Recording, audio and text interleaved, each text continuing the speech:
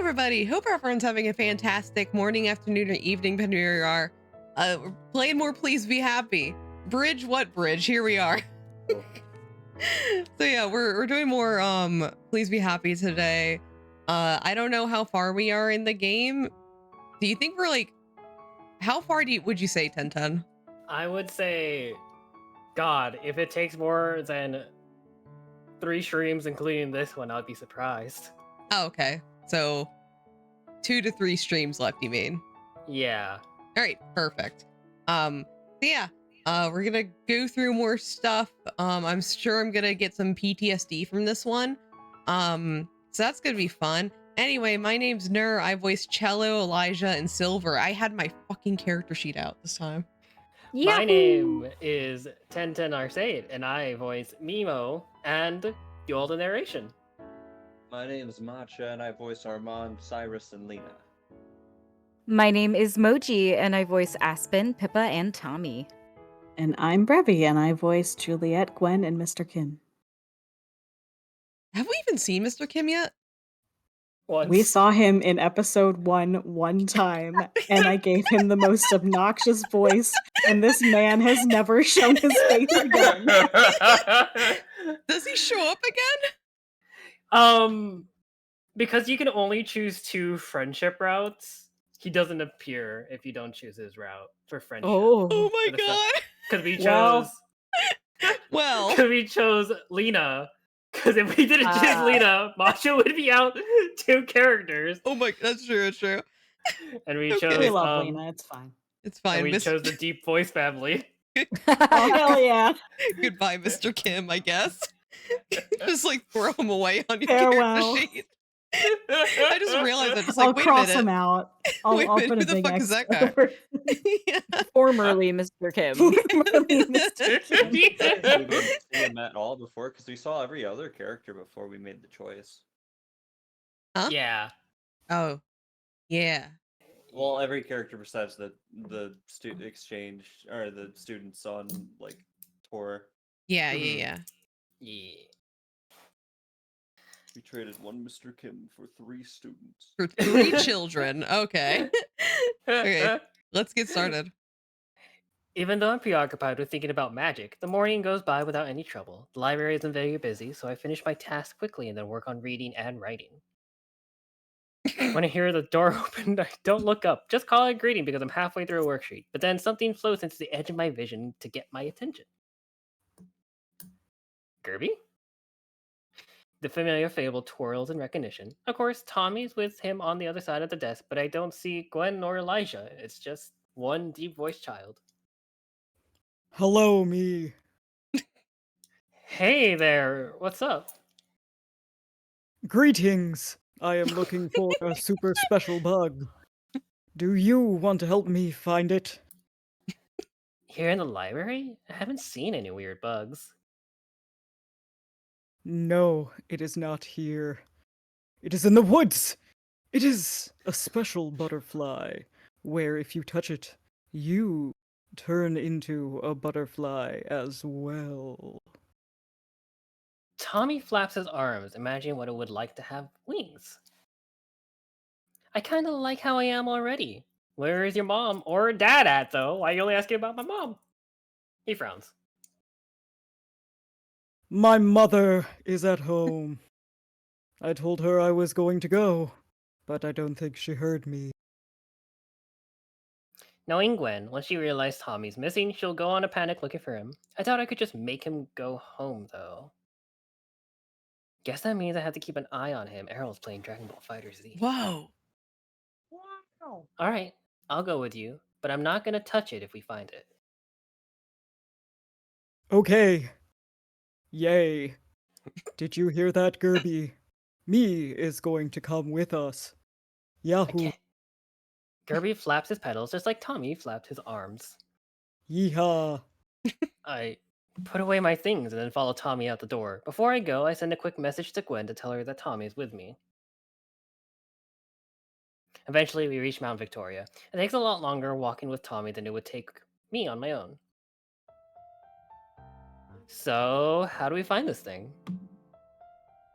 Well, we just have to look for it. It's got big, bright purple wings, like Gerby, so it should be easy to spot. I let him lead me around the area, where he checks all the flowers and plants that he can. We see all sorts of other bugs, but not the one we're looking for. I keep half an eye out for the butterfly, but also watch to make sure Tommy doesn't touch something poisonous or bitey by accident. While we're wandering around, I notice that the area we're in is kind of familiar. That gives me an idea. Hey, Tommy, want to see something neat? Is it a bug? Oh my god. Nope. No, thank you. Oh, I mean, yeah, sure, I guess. okay. It's just a short walk to my den. The condition isn't great, and I have to tidy up a bit just so it's recognizable.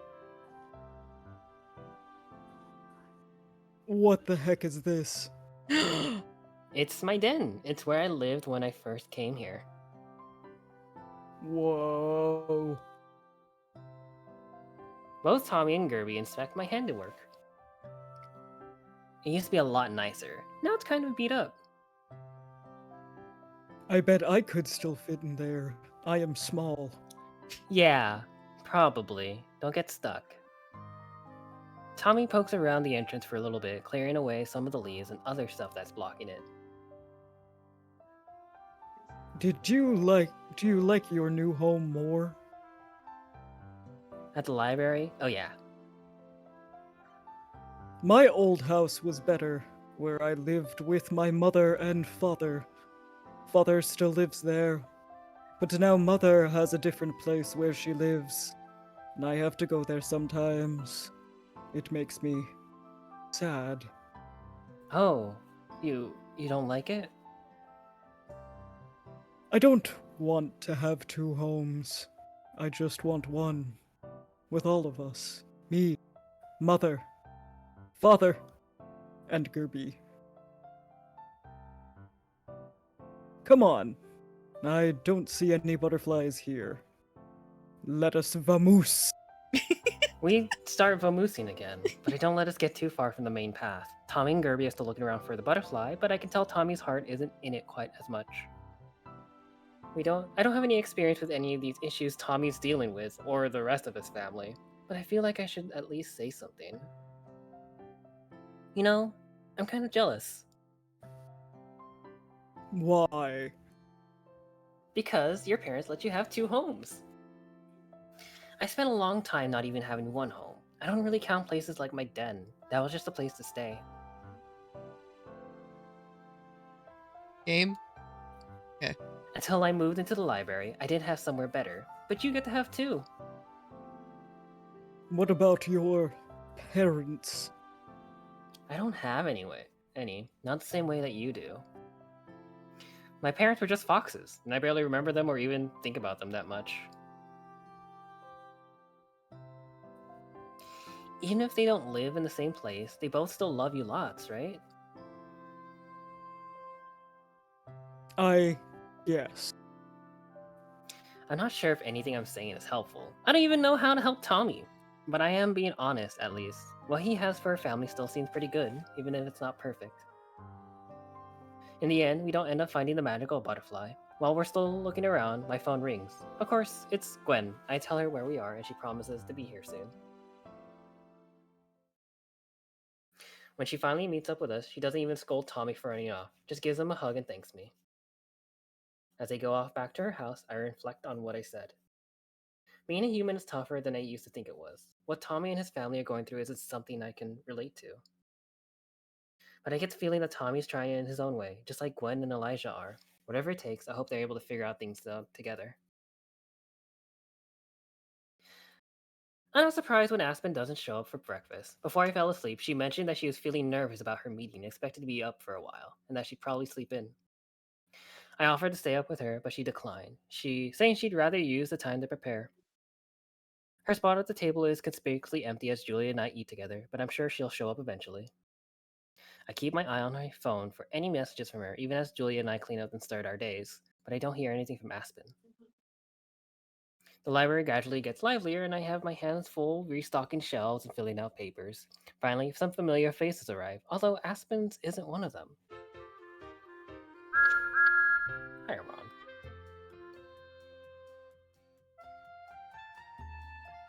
Oh, Armand. Do you remember what voice you gave Armand? No, I don't. Be careful if you drop. We'll have to all start over. I'm not going to drop it. You carry it if you're so worried. I can carry it for you if you like, Pippa. It's fine. I can hear the three kids before I can see them. Their voices only getting louder when Armand pushes the front door open and holds it for the other two. Cello enters first, followed by Pippa, who has arms wrapped tightly around the box. They've come in every day since we visited the Bell House, so Pippa and Armand still remember me. I didn't explain my magic to them. They just chose to work up here. Good morning, Miss Miho. Cello can't help but yawn as she greets me. Yawn. Oh, morning. Wow, you guys look exhausted. We are. Cello and I stayed up all night finishing our project. Armand was only awake for like You wouldn't let me touch the models, so why should I have to stay up? You two, please. Even Cello seems too tired to put up with her friends bickering today. They both huff but stop arguing. It was a long night, but we managed to get it done. Since we're going back home tomorrow, we wanted to come show you Miss Aspen the final version. she gave us a lot of advice at the Bell House. Lot of free refills. Yeah, Miss Aspen was super nice to us. She around? Nope, I haven't seen her yet today. I think she had a late night too. I'll try calling her. I'm gonna go put this down somewhere. Good idea. All three of them go to find a table where they can set up, and I pull out my phone to give Aspen a call. It rings for a long time, and I'm about to hang up when I finally hear the line click. Hello? Her voice is so groggy that she was clearly still asleep. Hi, Aspen. Sorry to wake you up. Miho? It's fine. Why are you calling so early, though? Is something wrong? Early? It's almost lunchtime. Huh? There's a rustling sound, and then I can hear her groan. Oh, I was up so late last night. I remember. Did you get a lot done? I got a lot of worrying done, at least. That's about it. But I'll be ready for this evening. I didn't need to sleep through breakfast. That's alright. Cello and the others are here, though. They finished their project and wanted to show you. But if you're too tired, I can just send you a picture or something. No, it's alright. I'll come over. I just need a bit to get ready. Okay, see you soon then. See you. I hang up and then go let the students know what's going on. They wander around the library to entertain themselves while we wait. Finally, the library door opens and Aspen enters, still looking half asleep. She manages to stumble in my direction. I greet her with a big hug. Good morning. Actually, good afternoon.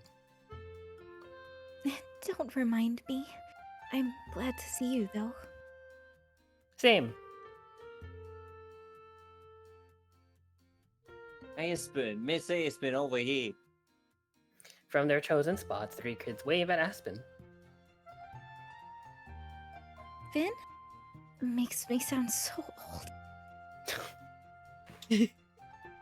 She grumbles quietly enough that I can only hear her, but she puts on a smile as we go over to the table. Thank you for coming to see us. Were you up late working too? Something like that, yes. But not as hard as you were, it seems. Congratulations on finishing your project. Despite her exhaustion, Aspen manages to use her customer service voice and seems genuinely excited for them. Thanks. And me and Cello worked really hard on it. I guess Armand helped too. It was something the three of us made together, but we couldn't have been able to do that without visiting the Bell House. I'm very excited to see. Is it in that box? Pippa nods. Armand reaches for it, but Pippa pulls the box out of his way. Here we go. She carefully unfolds the flaps and reaches in, lifting out their project. Both Aspen and I gasp as we see it.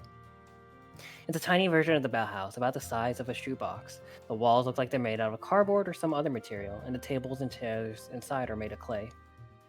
Even the stretch of road outside in the cafe is included, with benches and flags and everything else. The smell of fresh paint emanates from the display, along with glue and other craft supplies. It's incredible. Wow. Yeah, this is amazing. Thanks. Although Pippa sounds gruff as always, I can see her blush before she tries to hide her face. Aspen kneels down to get a better look, inspecting all the little details. You even got the bell above the door. How cute. It won't be the Bell House without a bell. And the plants too. Great job, everybody. Cello and Armand beam at the praise, and even Pippa manages a small smile. Thanks for letting us spend time there. And for all the coffee. Of course. I remember the stress of homework and group projects very well. At least your group actually works together, instead of leaving it all for one person. PTSD. Oh, that's right. I'll never be that asshole, am I right, fellas? Cello Yeah. hastily answers, shooting Pippa a look before she can try to challenge it. Thank you as well, Miss Miho. Would have never found out about the Bell House if you didn't take us there. No problem. I'll take any excuse I can to go there. True. I speak from experience. Hey, you're one of those excuses too. Oh, I'm in the excuse then, am I? So it's the free drinks you're really visiting for. Only sometimes. Sometimes you still make me pay. Sounds like it should be always from here on out. We both stare at each other for a second before slipping into laughter. It manages to push some of the tiredness out of Aspen's eyes. We chat with the kids for a while longer, swapping stories about Wellington and Amarina, until finally it's getting time for them to pack up and get going. Aspen helps Pippa carefully return their project to its box and close it up. Then all 5 of us head outside. Thanks again for all your help. Yeah, it was really nice to meet you. I hope we can come back to Wellington sometime soon. Me too. It's bittersweet to think that after all this time tomorrow, those two will have forgotten about me. I'm glad they'll remember Aspen though, and the Bell House, of course. Yeah, I wish we could stay longer, but I also miss home. It's kind of funny. I wasn't sure if I'd miss them. Amarina, the fuck my house's name before I left, but now I definitely do. Funny how fast that happens, right? Yeah, Like forgetting how to pronounce the name. yeah, it happens. And take care, all of you. You're always welcome at the Bell House again.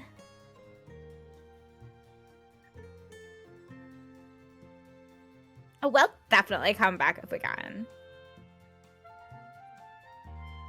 Her 2 friends nod. Armand stoops down to pick up the box. I notice Pippa tense up, but she doesn't stop him. A bit careful. I will. Okay, it's time to go. Goodbye and thank you again. Goodbye. Bye! With a final wave, we see them off until they're gone down the path and disappeared from sight. Once they're gone, Aspen slouches, sighing and yawning. That was nice. I hope they get a good grade on their project. They'd better. It looks really good. You gonna be alright, though? You seem like you're about to fall over. I'm fine. It was nice to have the distraction for a bit. Now, all I have left to do is wait for this evening. Wanna go in? Or are you gonna wait at home? I'd rather wait with you if it's okay. Of course, I'd hoping you'd say that. Aspen holds out her hand and I take it. Together, we step back into the library and wait for the appointed hour to arrive. I sit on a bench with a book in my lap, pretending to read. In reality, I'm not even trying. I'm watching the plaza across from me, where Aspen sits at a table alone. I offer to sit with her, but she declined, saying this was something she needed to do alone. Still, she knows I'm watching, even if I'm too far to hear. Pulling out my phone out of my pocket, I slowly type a message wishing Aspen good luck and send it. From a distance, I see her check her phone, and an instant later receive a few heart emojis in response. Just then, a stranger approaches her, and the two of them talk for a second before Aspen jumps up to shake their hand. They both sit back down, and Aspen scoots her chair in closer. They chat for a long while, enough for the waitress to come out and refill their drinks several times. From what I can tell, it looks like the agent is doing most of the talking and Aspen is mostly listening. Even from behind, I can tell when she's saying something because of the way she sits up and starts to move about animatedly. After a while, the agents open their briefcase and passes some papers to Aspen, who stares at them. The agent stands, and a few seconds later, Aspen does too. They shake hands a second time before the agent pays their bill and leaves. Hey, free food! Aspen lingering at the table. When a couple more minutes pass by and she still doesn't move, I get up and go to her instead. Hey, you! Startled, Aspen looks around before looking up to see me. No, oh, Neo. Sorry to keep you waiting. I just...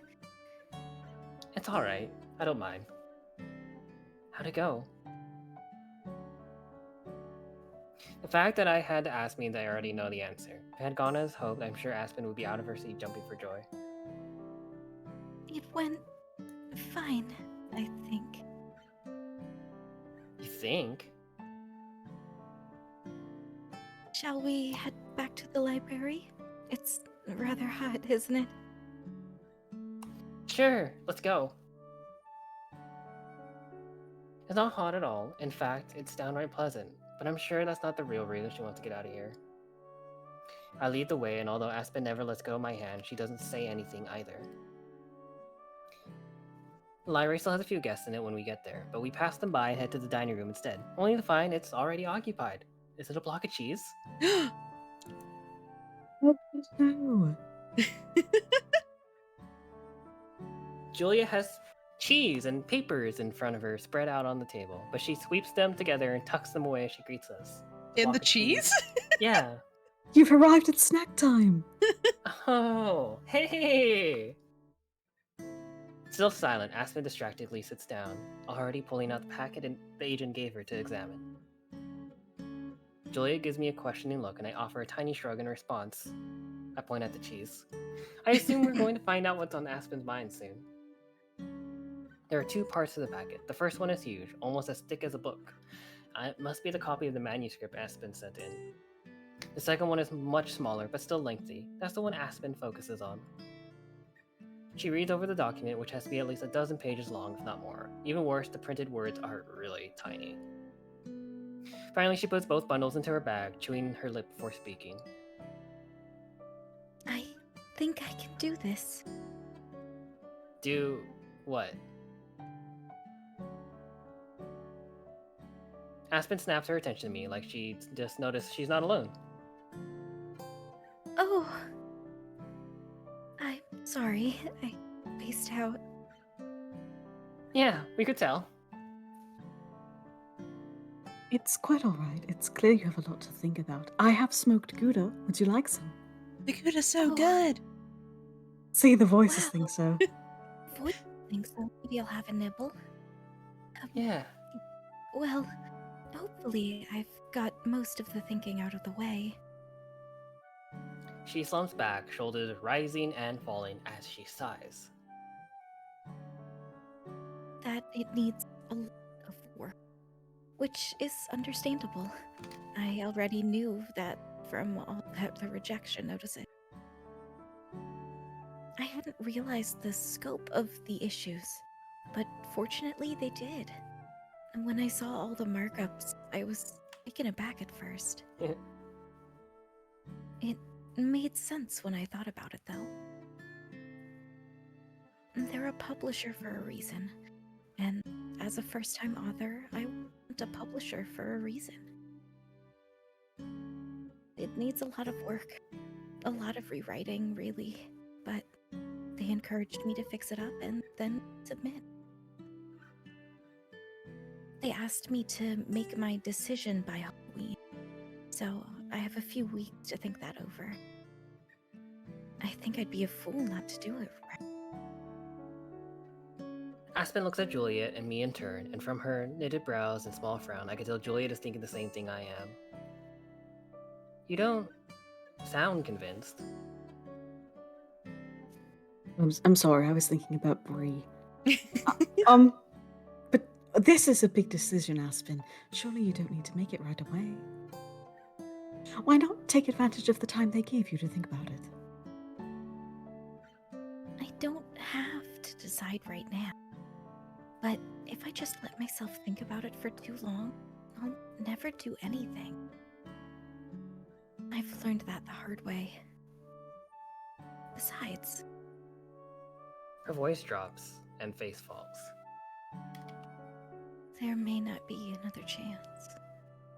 I follow her gaze, tucked into her bag near where the papers from the agent were stuffed. I can see the corners of several more empty envelopes. More for Aspen's collection. She catches me looking and nudges the bag to shut with her foot.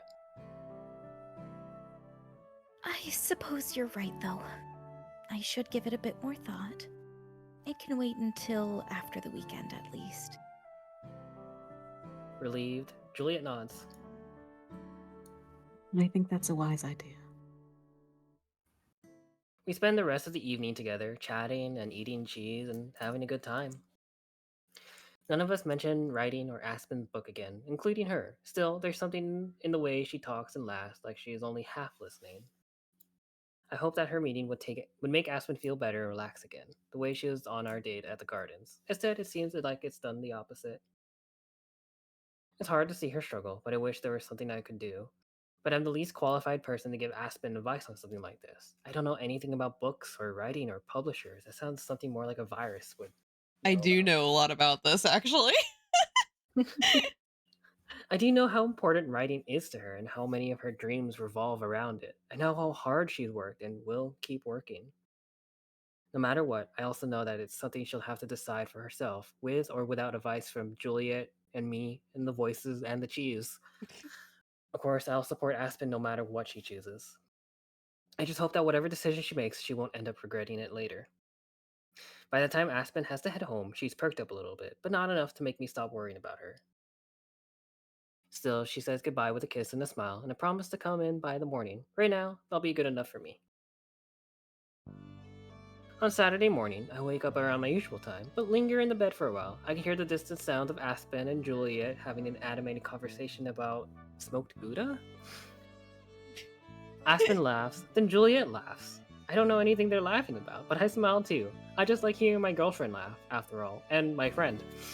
No matter what kind of troubles are weighing on our minds. Wow, Miho. Like she has completely forgotten about Juliet this entire route.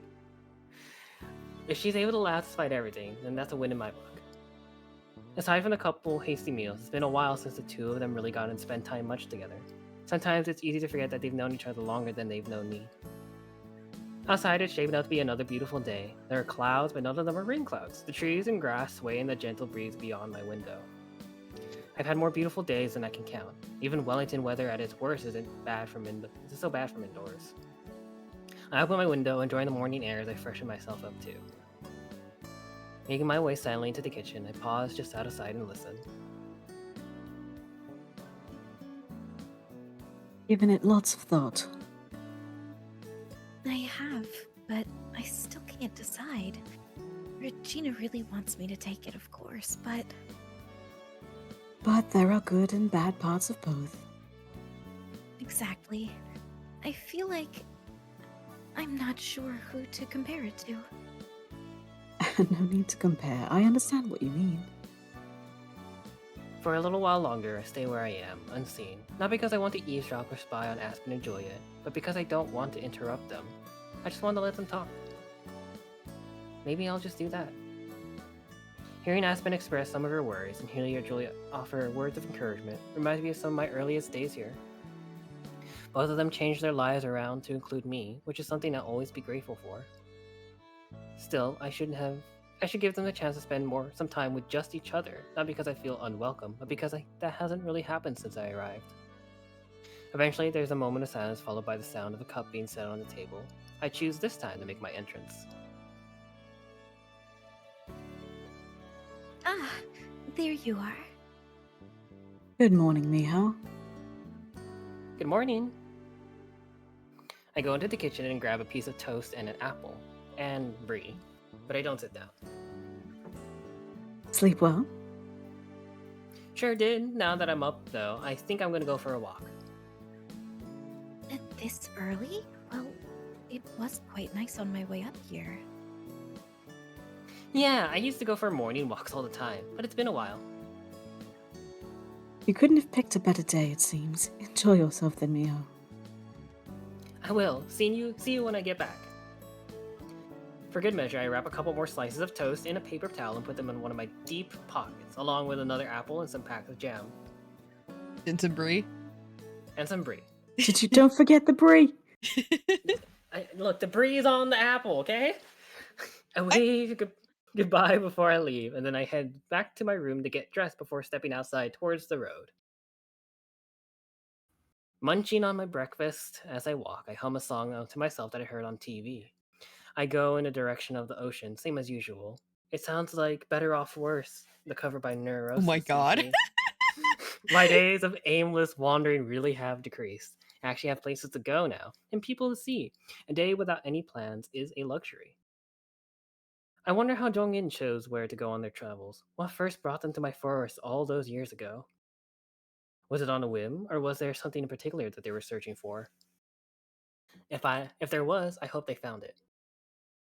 I would have loved to ask, would have loved to tell them all about Aspen and Juliet. And the cheese.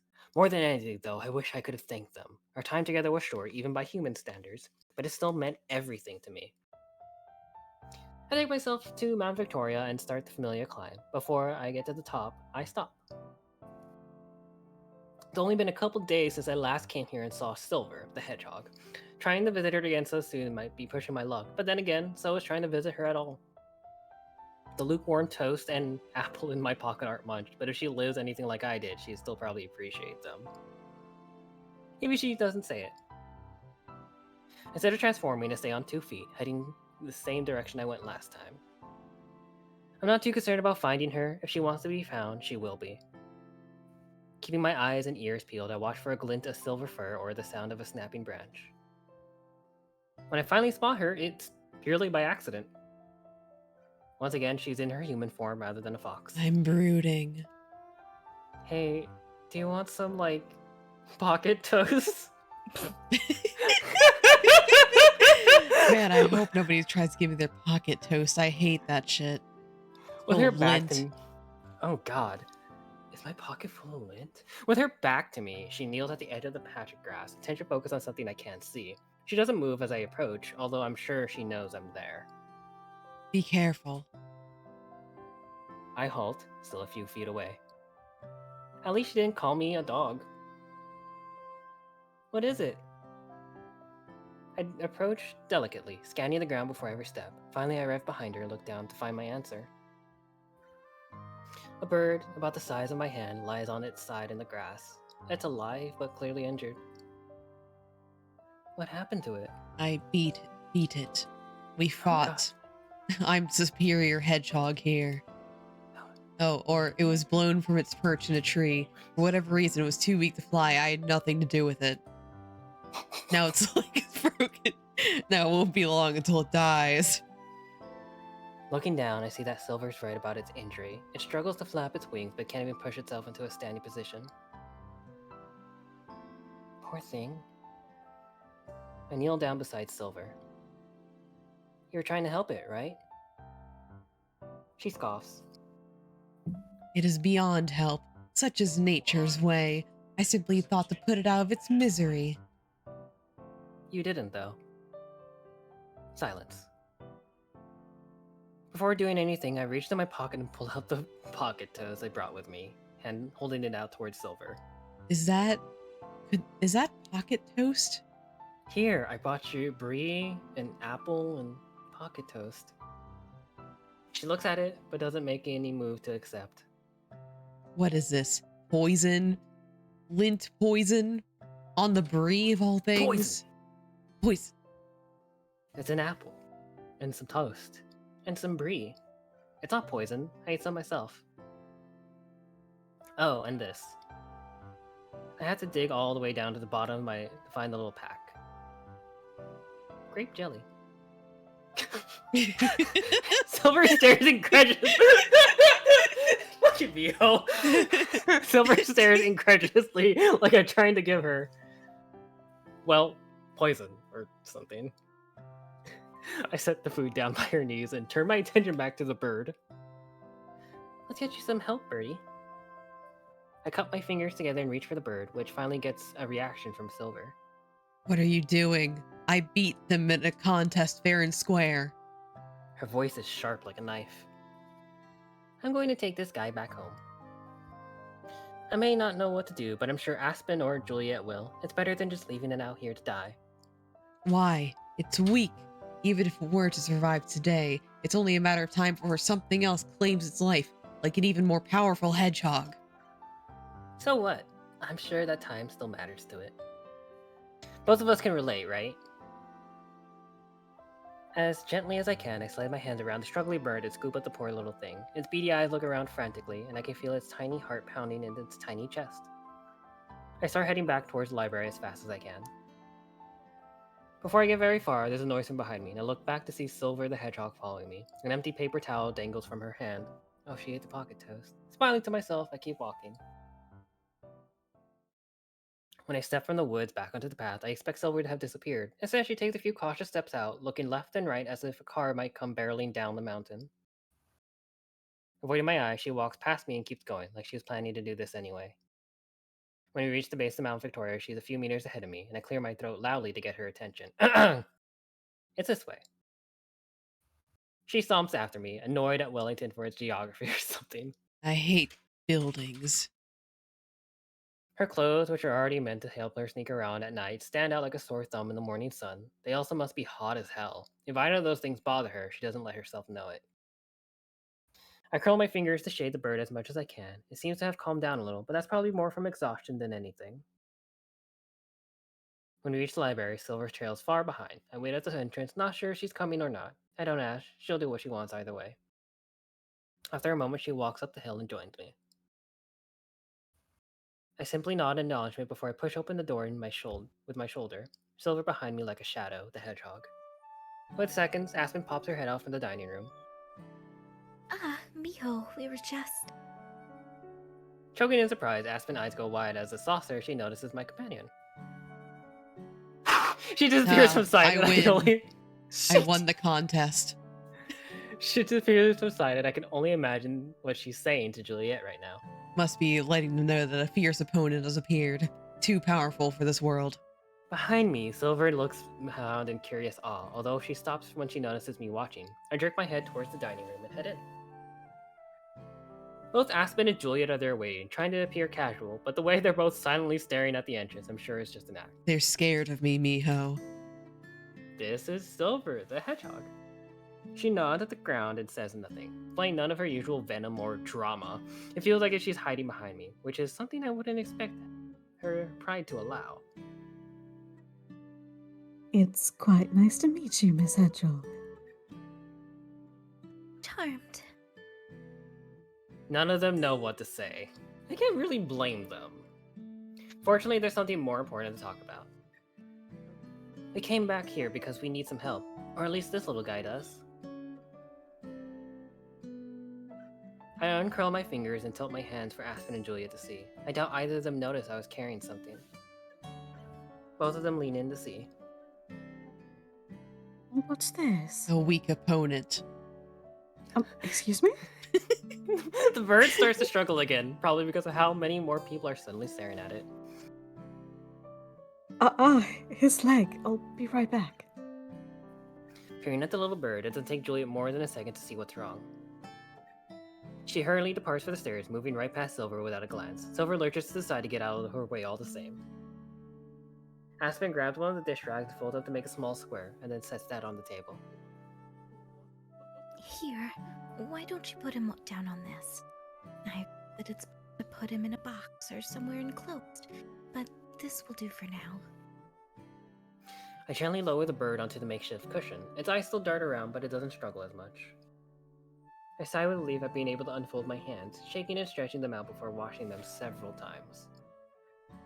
Julia returns soon with her phone in one hand and a small cardboard box in the other. Using the kitchen knife, she cuts a few holes into the sides of the box and then puts that aside. Mio, will you help me move him? She takes 2 corners of the rag and I grab the other 2, and we carefully lift it over the box and set it down inside. Do you think it'll be okay? I keep my voice as a whisper. Even though the bird can't understand our words, I still don't want it to hear. I hope so. If not for you, it certainly wouldn't have a chance. I've contacted someone who will be able to provide better assistance than we can.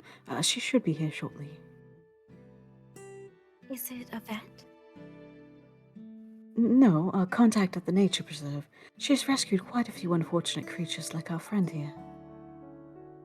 I've never heard of a nature preserve before. What's that?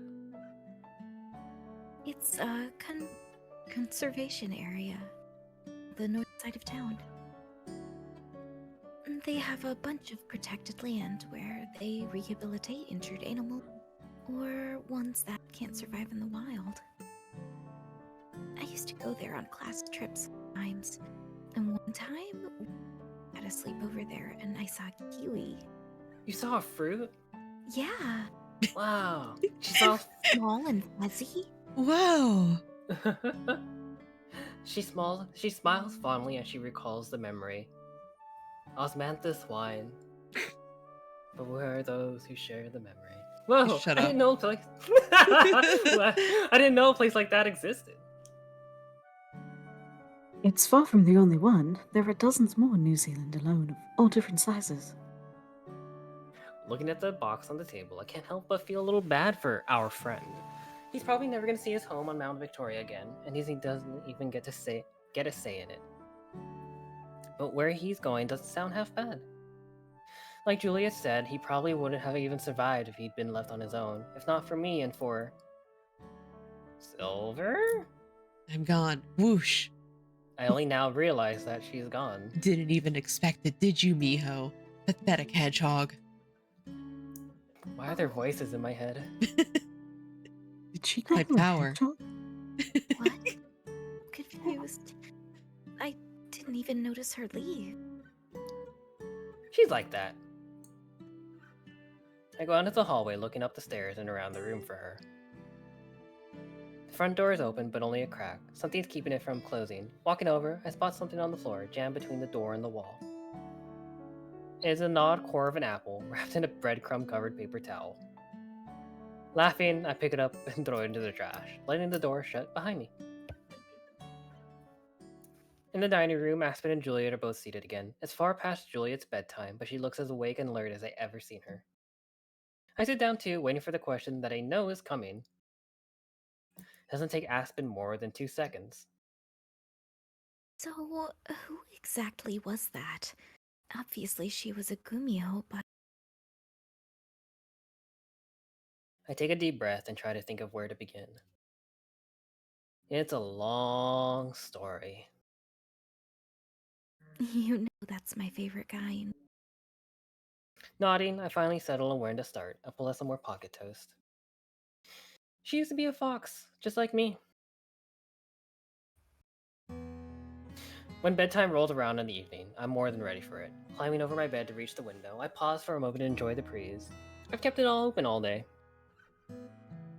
As I reach out to pull it shut, the wind intensifies for just a moment. The flowers on my desk shake, and my scroll rolls off the edge and onto the floor.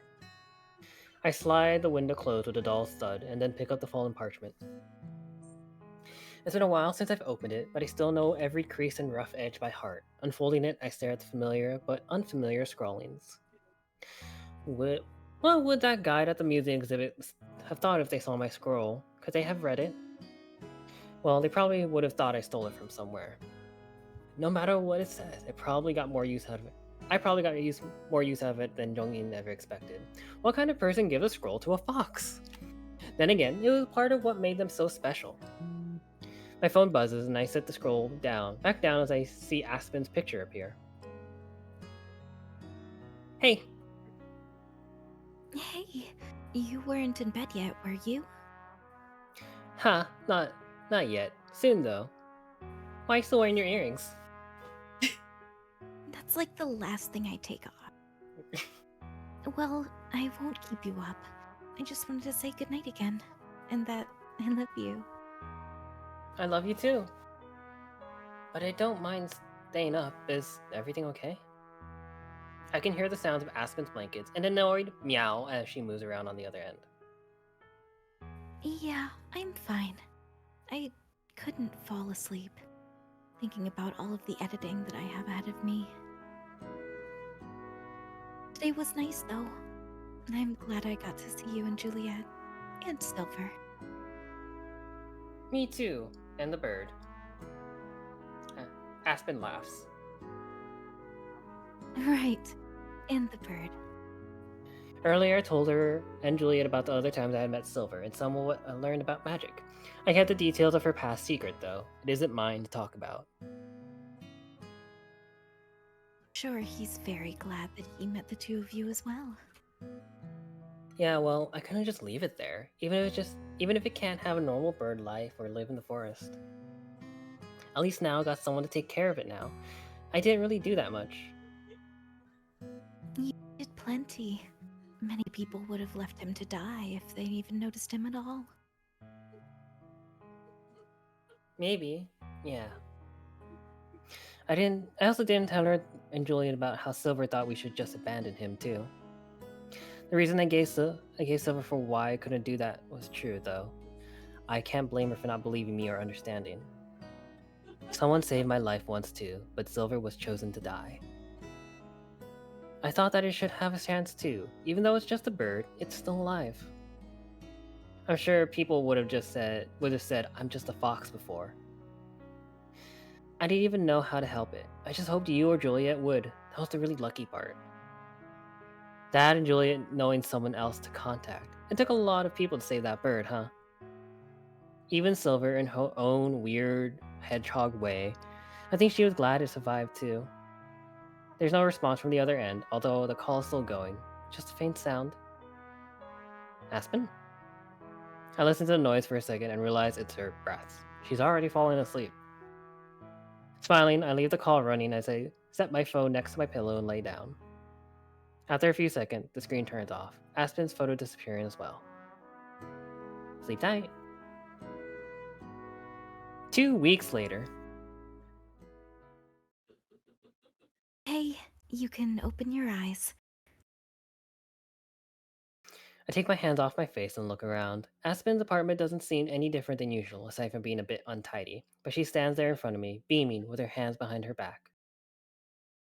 Maybe it's a little silly to celebrate a 1-month anniversary, but I have a gift for you. A gift? Aspen laughs and steps closer to me. Yes, although it's kind of a gift for both of us. Slowly, she brings her hands around and reveals what she was hiding. It's a stack of papers, too small to be her manuscript, but similar. She turns the stack so I can see the front page, which only has a few words written on it, short enough that I can sound them out. The Fox and the Grove.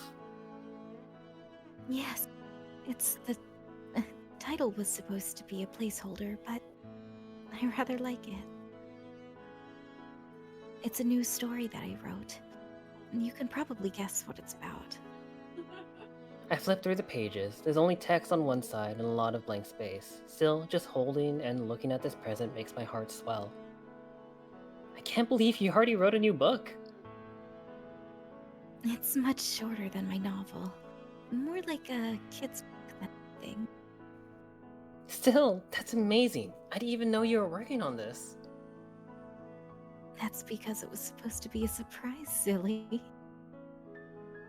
It's just, working on all these changes to my novel, I needed something that I could write fun. No wonder you've been so tired all this time. You've been working on 2 things at once, including a Astarian fanfiction? Of course, you know he's best boy. But it's fine.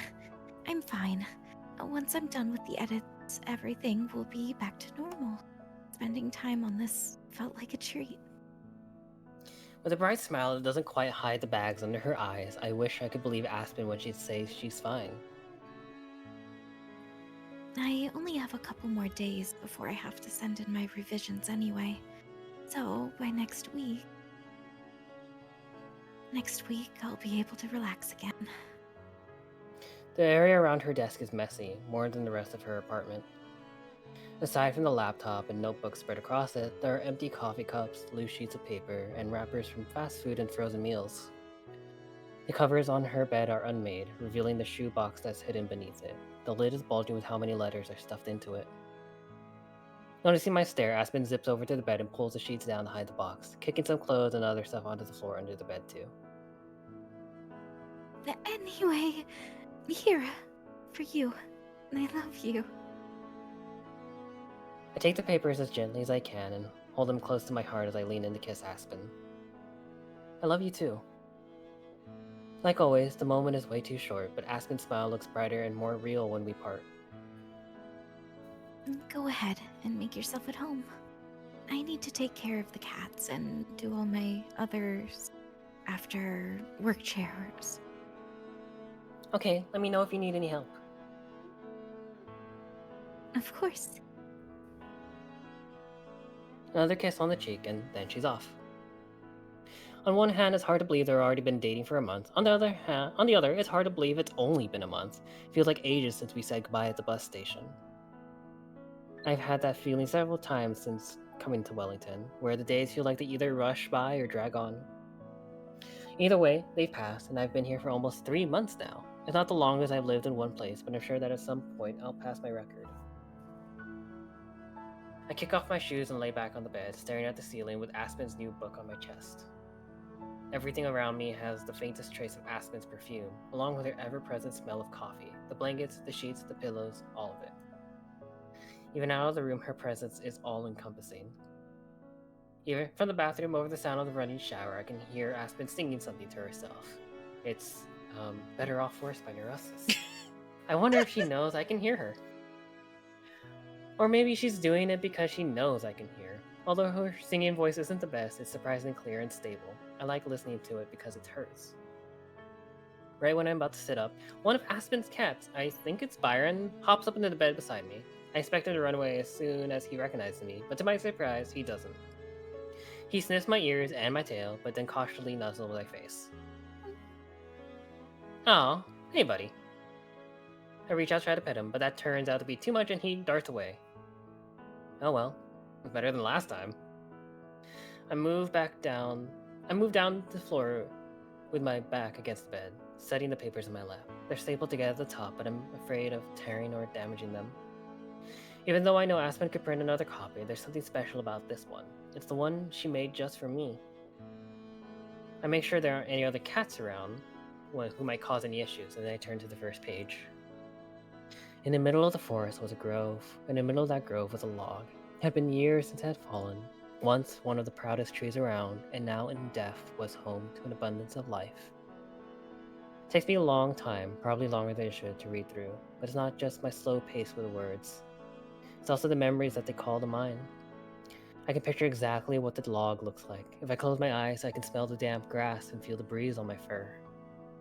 Seeing Jong-in's words written out brings a lump to my throat. I carried them around my head for so long before I even understood them. Now, seeing them written down, they'll last forever. Some of the details are different from reality, and of course Aspen's book doesn't use any names, but it's still my story. Back when I first met Aspen, I told her I didn't have any story to tell. Now, reading it back to myself, I can kind of see why she found it so interesting. Maybe there's always been more to me than I thought. Eventually, Aspen emerges from the restroom, her hair still wet. Spotting the papers in my hand, she approaches with a smile. Hey, no dripping. Oops, good save. I can't let my favorite book get ruined after all. Favorite book, huh? Yeah, I loved it. I really loved it. After putting the papers on the nightstand where they'll be safe, I stand up so I can give Aspen a hug. I'm so glad. That makes it all worth it. I was worried I might get something wrong or forget an important part, but I cut her off by tapping a finger to her lips. It was perfect. Kissing my finger, Aspen smiles. it's what you deserve. Aspen goes to dry her hair, then bustles around finishing up her chores before returning to my side. Leaning against me, she yawns. You should go take a nap. Even without the yawning, it's clear that she needs rest and hasn't been getting much. I can't nap. You were here.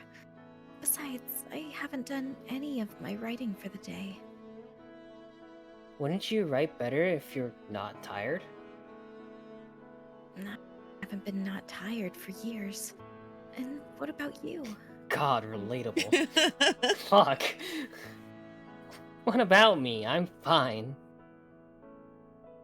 But if I'm asleep, then that's less time I get to spend with you. We're still together. It'd be the same as if you were writing, right?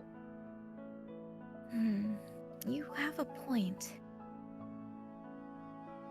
I sit down in her desk chair, blocking off her computer and crossing my arms. Melodramatically sighing, she lays down on the bed but still faces me. All right, if you insist. But only for half an hour or so. If I oversleep, you better wake me up before you leave. Okay. I have zero intentions of waking her up. She gives me a doubtful eye. I mean it. No slipping out silently so you can let me sleep or any nonsense like that. I won't, I promise. Removing her glasses and putting them on a nightstand, Aspen offers me one last smile. Good. Pulling the blankets up to her shoulder, she rolls over to face the wall. It doesn't even take a minute before I can hear her shift her breathing. She's out like a light. Just like on the phone. Half an hour comes and goes while I watch videos on Aspen's computer or reread the books she wrote for me. I am watching scary videos. Of course, she shows no signs of waking up anytime soon. Good. She needs the rest. I won't wake her up, but I won't break my promise either. It's simple. If I can't leave until she gets up, then I just won't go. I entertain myself and time passes by. Byron the cat gets bold enough to try approaching me again, and Percy comes with him too. They sit down in unison under my feet. Here, kitties. Holding out my hand, I stretch my fingers as far as possible. They stare for a moment before one and then the other gives a curious sniff. Finally, deciding I'm not a threat, they rub against my leg, letting me scratch their backs. The fur is soft and fluffy, like petting a pillow. They go back and forth around each other, suddenly not able to get enough attention. Well, it's not like I don't know how that is. Night falls, and even I start to get tired too. Aspen hasn't moved at all, other than to toss and turn occasionally. I send a quick message to Julia to tell her where I am, and then set my phone down next to Aspen's on her nightstand, beside the printed pages. It all feels very normal, but in a good way. The little fox in her grow could have never dreamed of the things she'd see one day. Planes, phones, apartment buildings. All she knew of humans was a kind touch and a piece of paper. In some ways, that little fox never changed. Moving as carefully as I ever did in the middle of a heist. I flick off the lights, half expecting the sudden darkness to disturb Aspen, but she doesn't budge at all.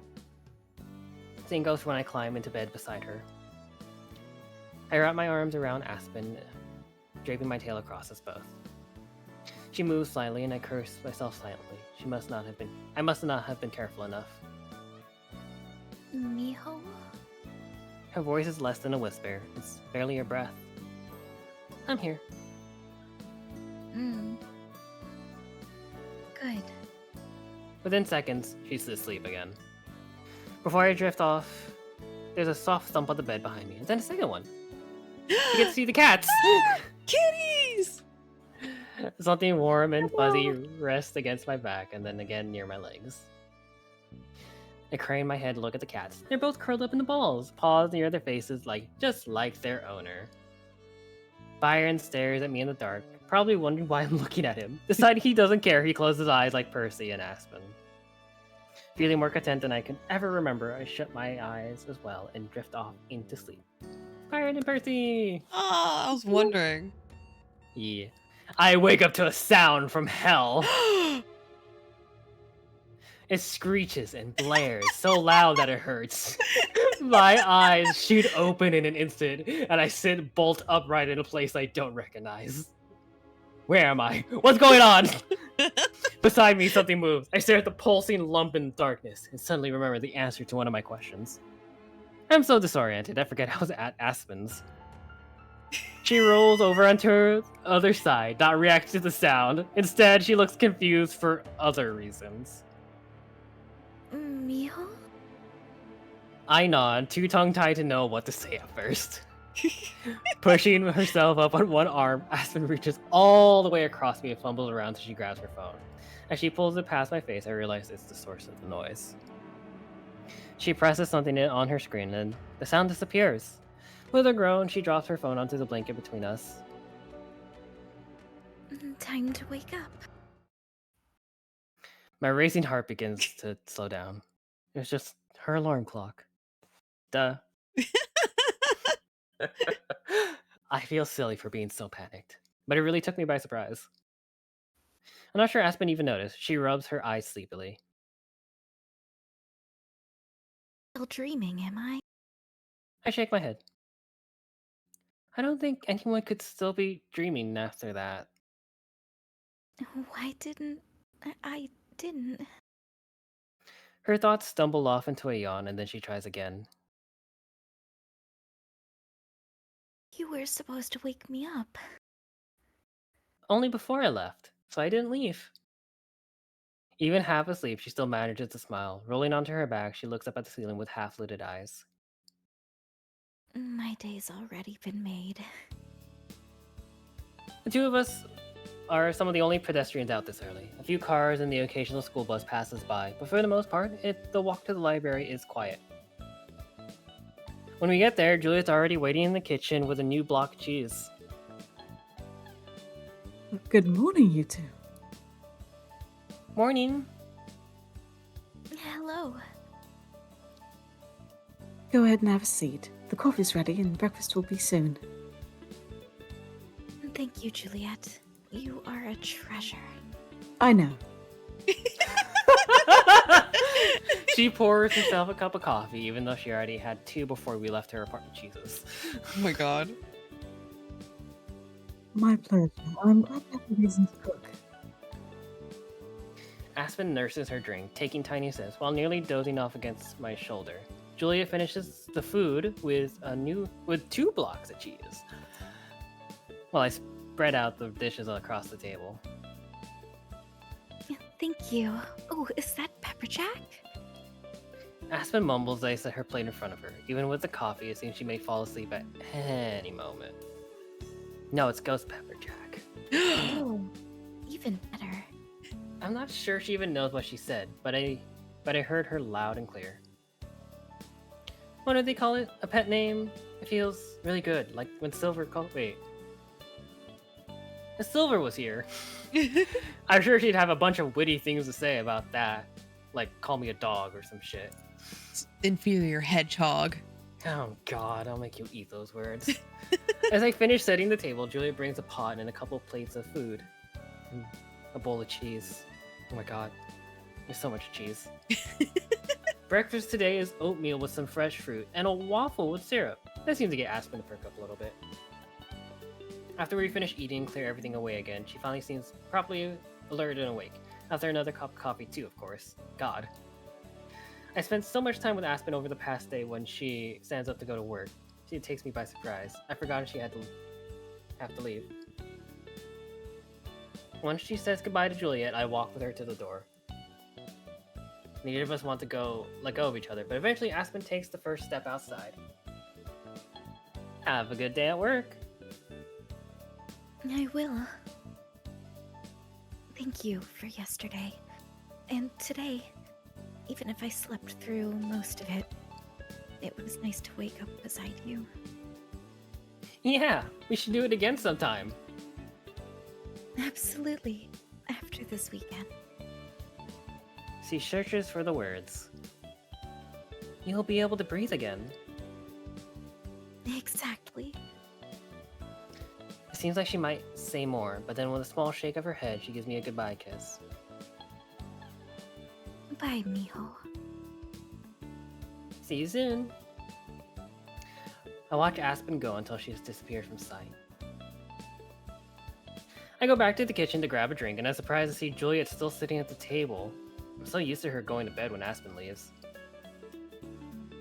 Now you're gonna be extra tired too.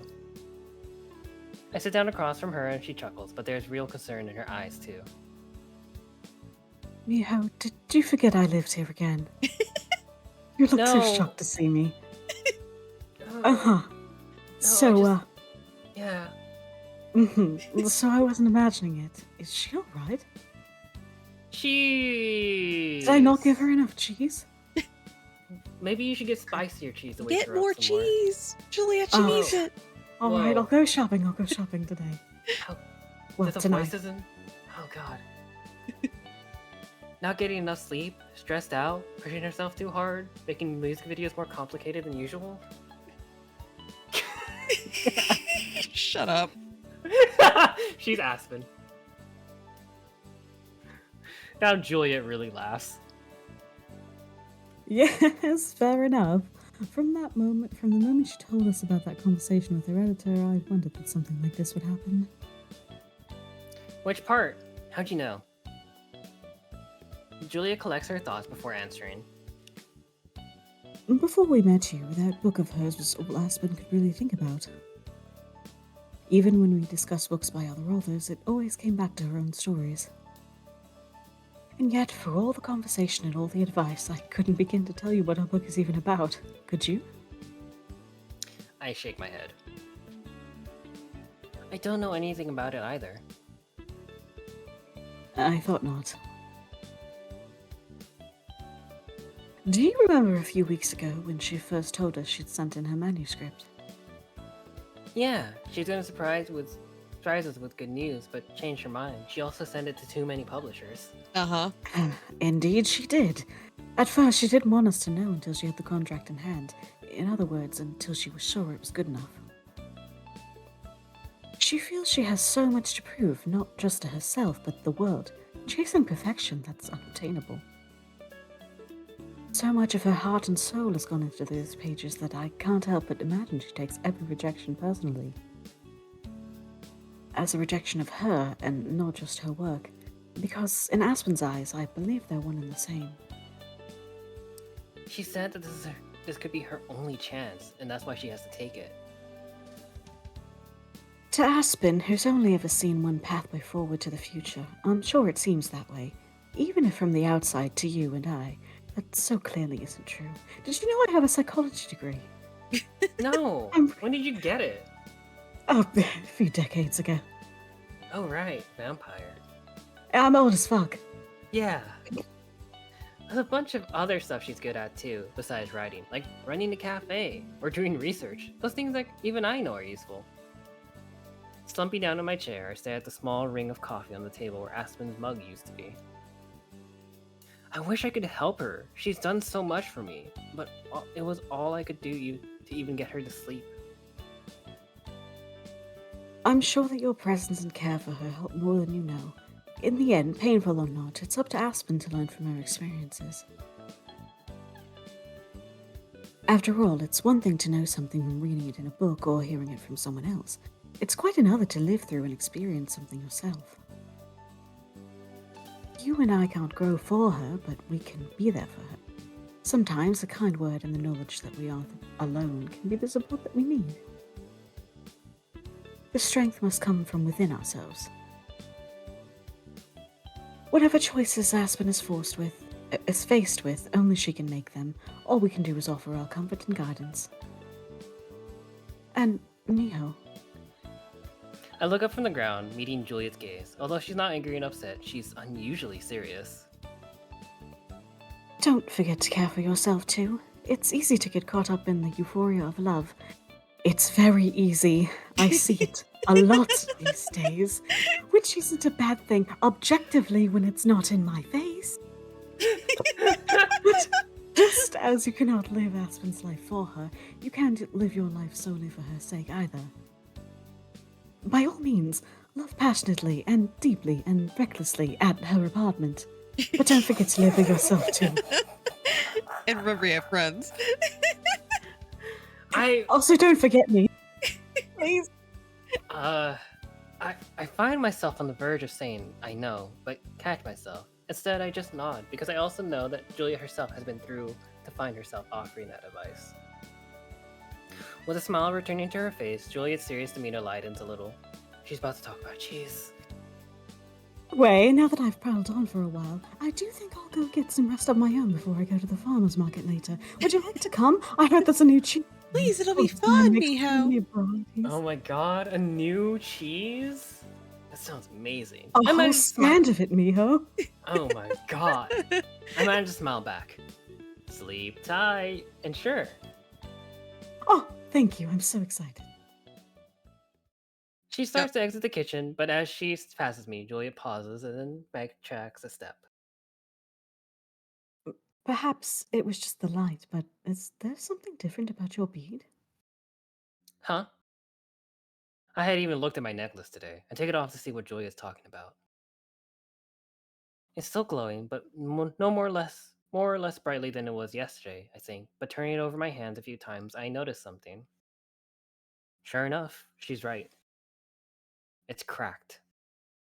There's a hairline fracture running across the part of my bead. It's so small that at first look it looks like an eyelash or a piece of dust. But when I rub my finger over it, I can feel the subtle ridge, as well as a light tingling sensation, like my fingertip is falling asleep. May I see it closer? I hold out the necklace for her, angling so she can get clear views possible. Of course, I can't let it go or it would go back around my neck. Julia starts to reach one hand for it, but then changes her mind, instead just leaning in close to examine. Finally, she shakes her head. Unfortunately, I can't discern anything more than the obvious. Your magic remains foreign to me, like a book in an unknown language. I can't help but be reminded of the scroll upstairs. What do you think it could mean? For a long moment, she's quiet. Even before asking, I know the answer. I don't know, but I don't think it's a coincidence or random. Me either. I'm sure the frustration in my voice is obvious.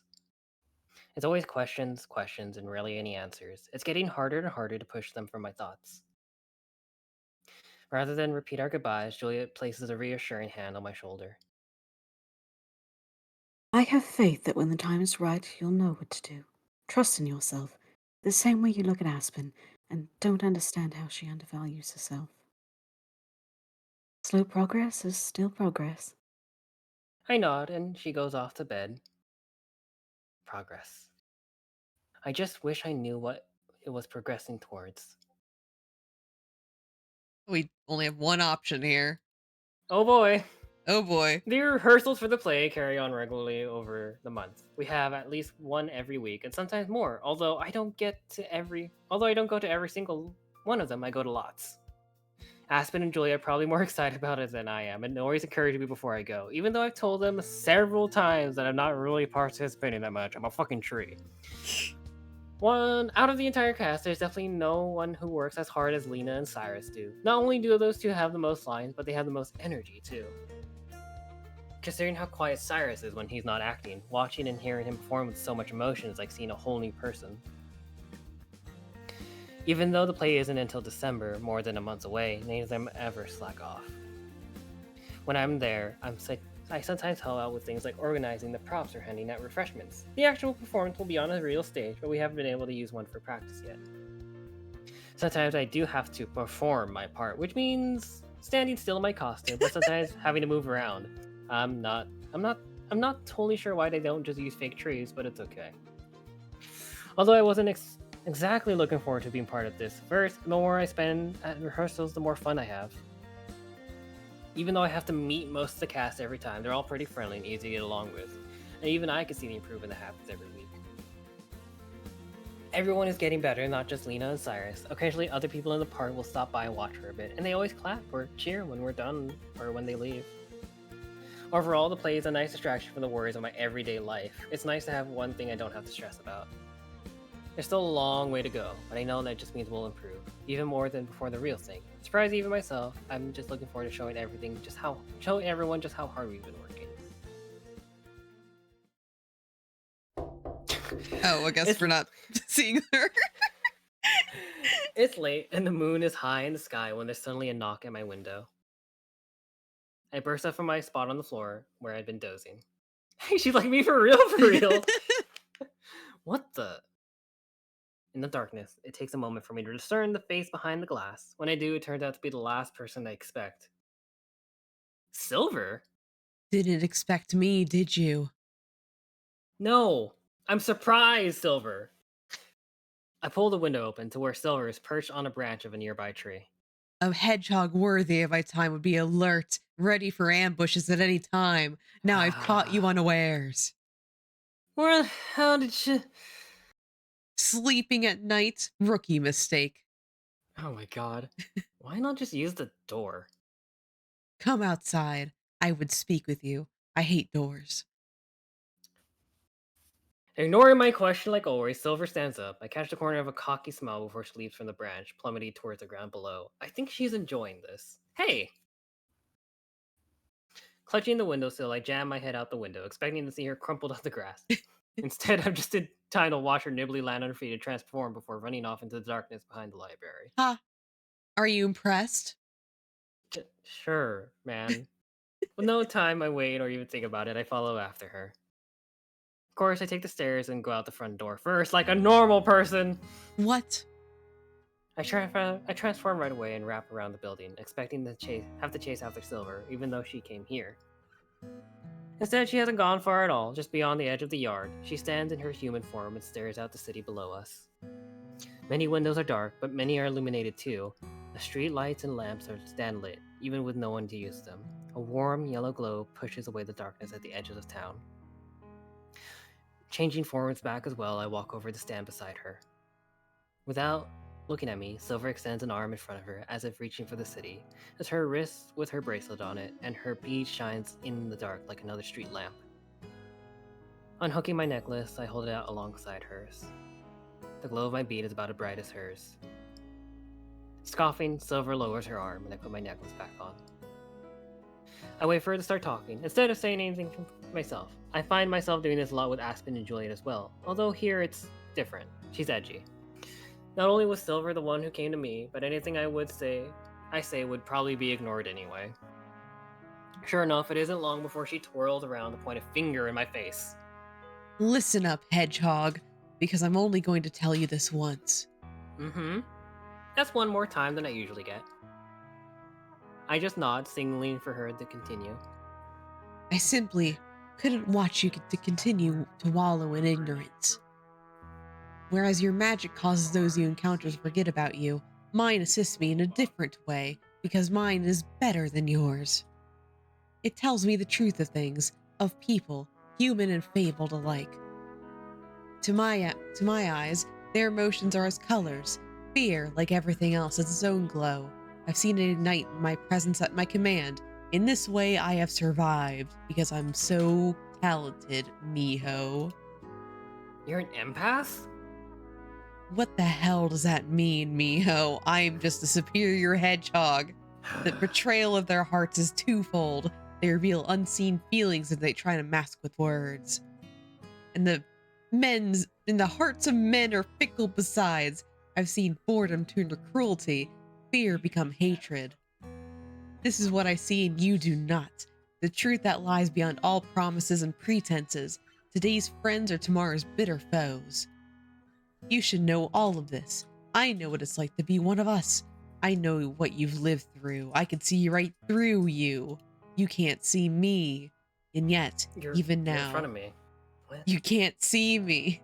She cuts herself off and scoffs. Ha! Or maybe it's her choking something back.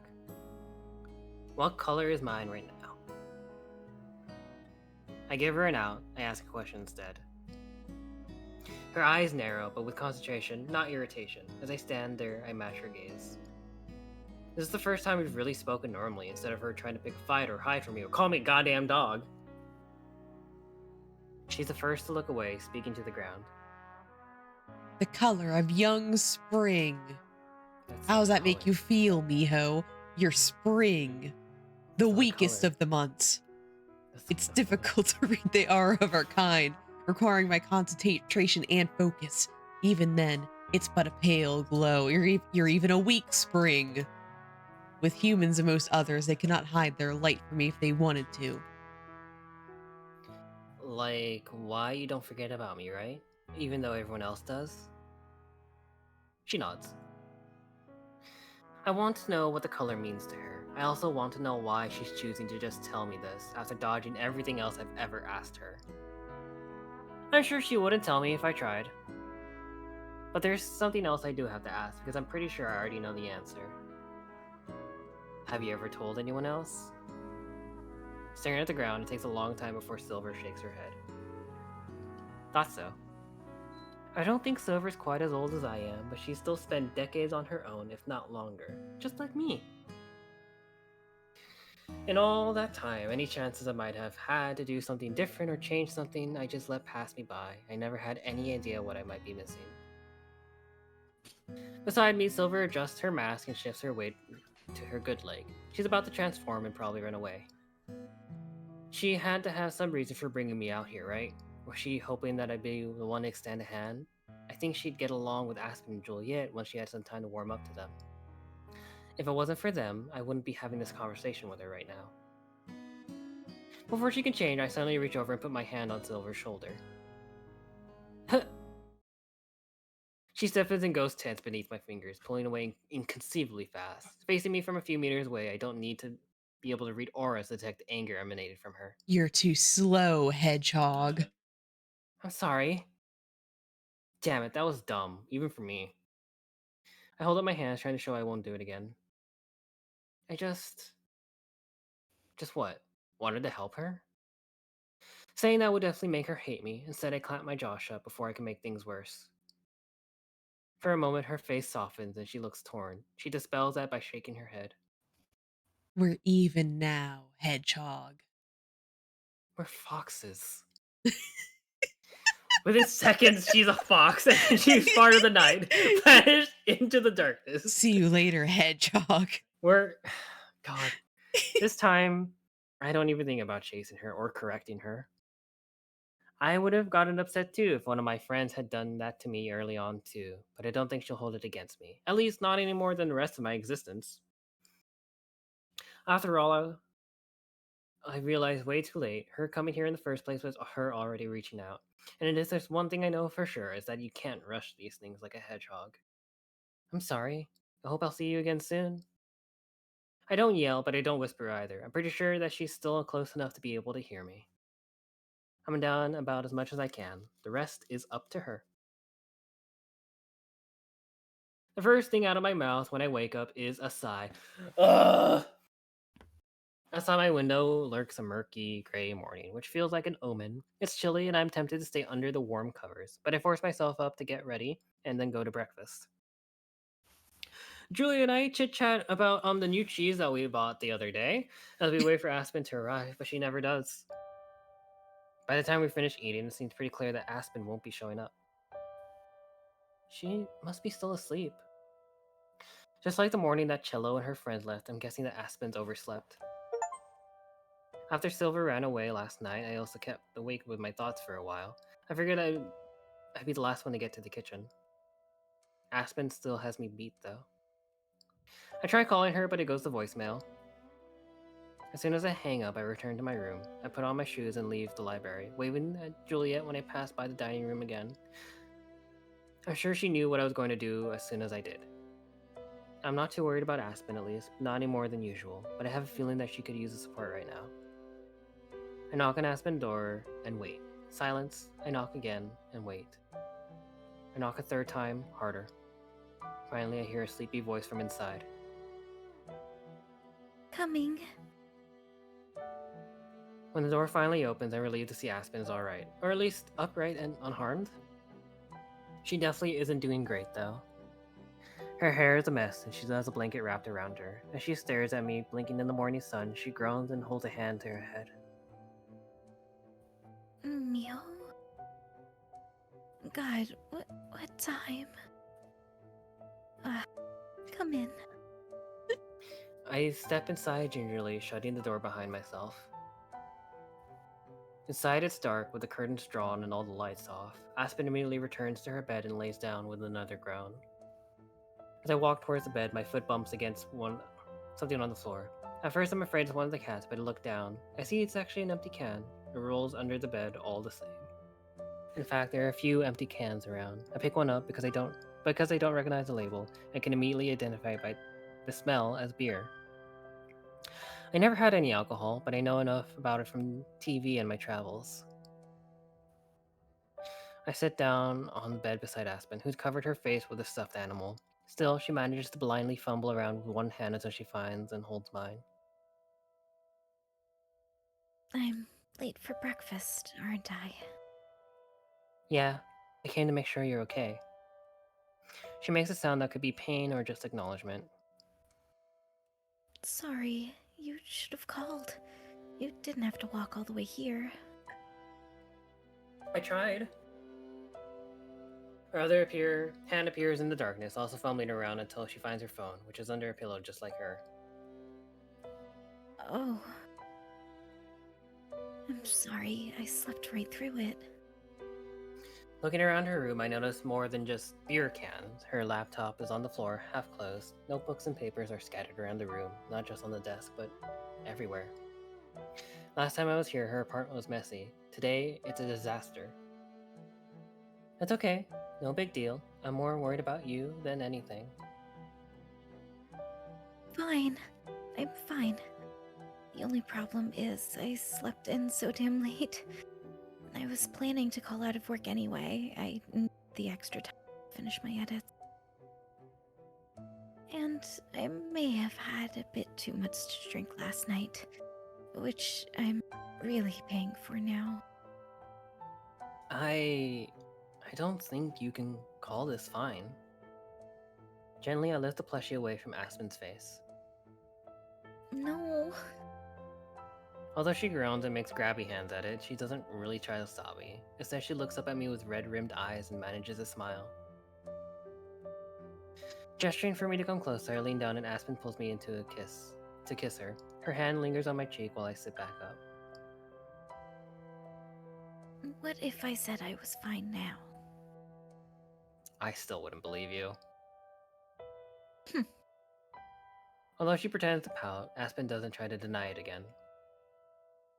Since she's not in any shape to sit up, I lie down next to her instead. I can't help but notice the makeup stains on her pillow. This is 2 days in a row now that I've gotten to wake up next to you. More or less. That's something good at least. You missed out on breakfast today, though. I'll take that trade. She closes her eyes, yawning. But that's also 2 days in a row that I've overslept. I'd actually meant to get an early start today and work on my book a bit before going to the library. You were gonna get up early? When did you go to bed? Aspen and I already said goodnight to each other before Silver showed up at my window, and that was somewhere around midnight. I don't remember. It's a little fuzzy, you know? I'm in the final stretch, though. I can afford to sacrifice a little sleep. Maybe if it was just sleep. And just a little. What do you mean? What do you mean, what do I mean? Even Juliet can tell how exhausted you are all the time. Even Juliet, huh? Besides, it's only a couple more days. I have to finish and send it in by the end of Sunday, and then And then... everything can go back to normal. Like my sleep schedule. And then it'll be out of my hands and someone else's problem. It's gonna be that easy? You'll just never have to think about your book again? Well, no, of course not like that. I hope not, at least. Unless the changes still aren't what they're looking for. But I don't even want to consider that. Oh god, I don't want to consider that. There'll be more work to do, of course. More writing, more editing. Hopefully, not as much editing. I struggled a lot of the time around because it was so different from the original manuscript and not the kind of thing I usually write. Once I got the hang of it, it started being easier. So I think next time around it shouldn't be as difficult because I'll already know what they're looking for. She has to stop and take a deep breath to continue talking. That's not counting all the other stuff like work and motions and all that, but I'm getting ahead of myself. Oh, right, and licensing too. That's another thing to think about. But later. The first time I do all that might be tough, but it should also get easier, just like the editing. I've done a lot of research and Aspen, it does make sense given what the bestsellers trends have been lately, and usually I'm more into. Aspen! With a tiny hic, she cuts off mid-sentence. Okay, I know that sounds like a lot, but Aspen, you can't keep doing this to yourself. I don't like interrupting her, but I know where this is going. At my words, she does stop and gazes up at the ceiling before speaking in a very small voice. what else can I do though? I know how hard it is to understand from the outside, but I like to be an artist. Tuning rarely knocks twice, as they say. Could be years before I have another chance like this, if ever. Things are worth persevering through. What if I have to call out of work a couple times or miss some sleep? That won't matter in the long run. When there's a line of people waiting for a midnight release at the store or posting fan fiction online. Someday I'll forget all of the bad stuff that happened, or even look back and laugh. Someday it'll be worth it. Someday? She nods. But who cares about someday when you're miserable now, love? It feels strange to call her that, but also right. Just like when she said it to me, and it seems like it works. I hear her breath catch in her throat, and even as she turns to face me again, I can see the glimmer of tears in her eyes. More than ever, I wish I knew what to say that could help her. If Julia was here, I'm sure she has some great advice to offer. It's hard for me to understand what it is she's going through. On the other hand, it's really easy to see how it's affecting her. I know I'm the last person who should tell someone how to spend their time, but it can't be worth feeling like this all the time just so maybe someday it'll be better, right? Even if I don't know anything about writing or books or any of that, all of those next steps you talked about sound just as bad. You used to be so excited about your book, but now it just makes you sad all the time. If it would really get better after this weekend, then that'd be one thing, but it wouldn't, would it? Aspen slowly shakes her head. Tears silently roll down her face onto her pillow and hair. I scoot closer so that our foreheads are touching. Even then, I can barely hear her as she whispers. I know. I know that you're right, and it won't get easier. But I'm right too. All those things I said about maybe not getting another chance, or about how it's never easy for anyone, they're true as well. I wish it wasn't. I wish this wasn't my only choice, because it's not mine anymore. It's not my story or characters. It's something else. But I don't know what else to do. If my original story was any good, it wouldn't have been rejected so many times, or needed so many changes. And they're not bad changes either. They make sense. They're just not mine. Are you really okay with that?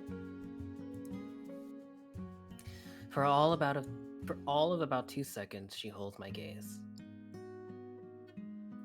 Then Aspen truly bursts into tears. It might be her most honest answer yet. Her whole body shakes as she cries, and I do what I can to hold her. 2 cats hop up into the bed, concerned and investigating. The corners of my eyes burn too, not for myself, but for Aspen, and for the helplessness I feel. But also, I recall what Juliet said, that this is something Aspen has to go through herself.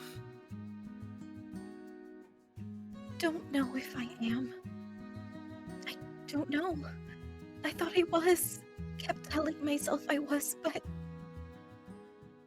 It's hard for her to speak in between sniffles and sobs. I just let her cry against me, doing what I can do, be there for her. She doesn't need to finish her sentence anyway. We both already know the answer. I stroke her hair and try to think of how to piece together what I want to say to her. It's tough because I know I don't have anything that would be helpful or might solve the problem.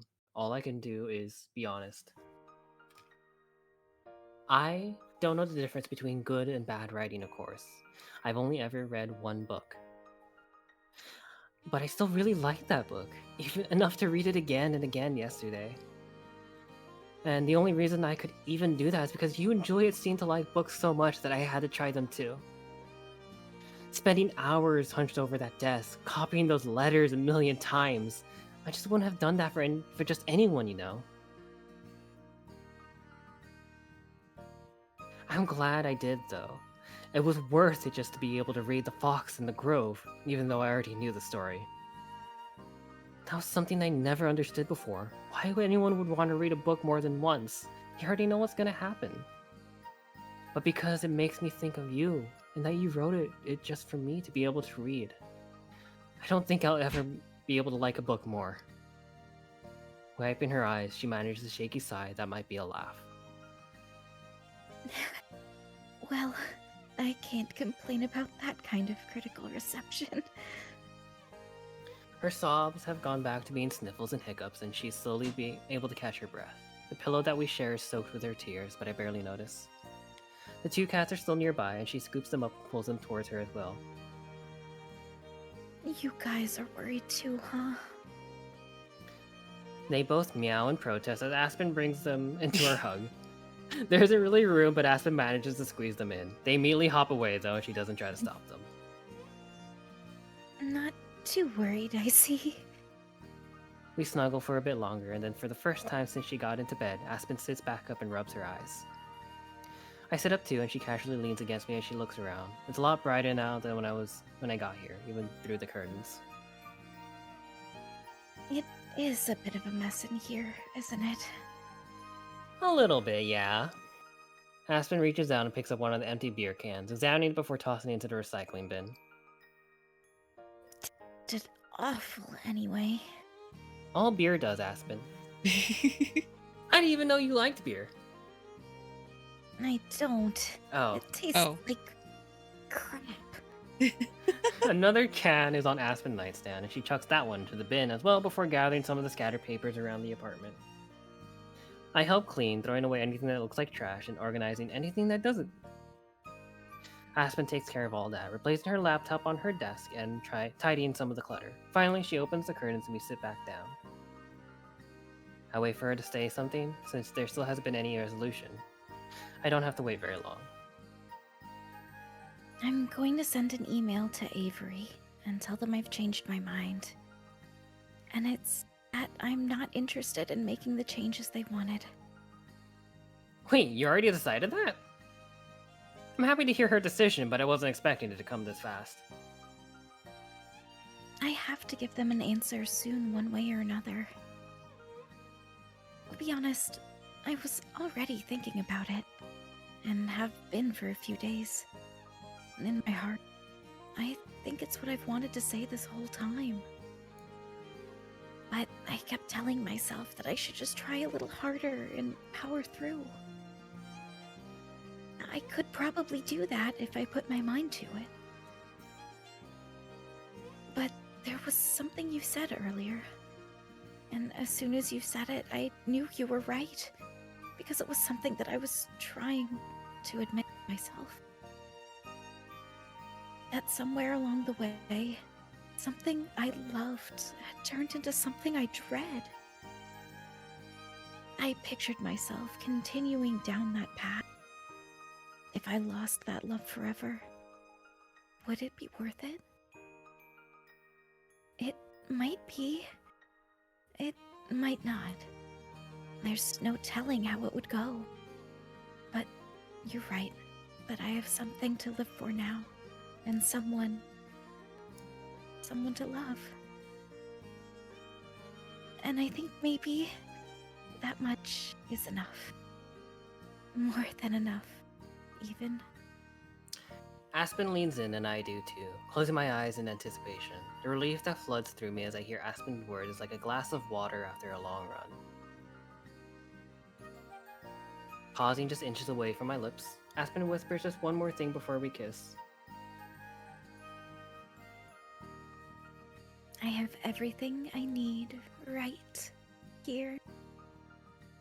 The two of us linger around Aspen's apartment for a while longer. I play with the cats while Aspen collects herself, and eventually she manages to send off her email. Around lunchtime, we head to the Bell House for Aspen's midday shift. Are you sure you want to go to work today? You said you were gonna call out. I'm sure. It'll be nice to have the distraction. Sorry to leave you on your own, though. It's alright, I'll figure out something. God damn it! You got the special little redeem. Every time. Uh-huh. I study Aspen's face, her eyes still red and puffy, although her glasses help hide that. She still seems fragile, but I feel less worried about her than before. See you tomorrow then? Maybe. I might just need a day alone. Not that being with you doesn't help me feel better, but I just have a lot of thinking to do. I understand. We can hang out again when you're ready. I'll see you on Halloween for sure. Cool. Aspen adjusts her glasses and removes her hat, preparing to go change into her uniform. Well, I'm going to go clean myself up for a bit before my shift starts. I can't let Lena see me like this. You sure you'll be okay? Yeah. I have lots of practice at keeping myself together. And that's all customer service really is. Alright, see you later then. Goodbye, Miho. I love you. Love you too. After her final kiss, she goes inside to start her shift.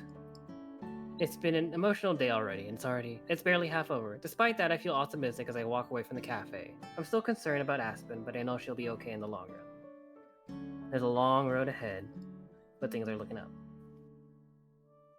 Our only option is the library. Library. Library. The Liberty. Library. I continue to see Tommy and his family fairly regularly. Of course, I hear from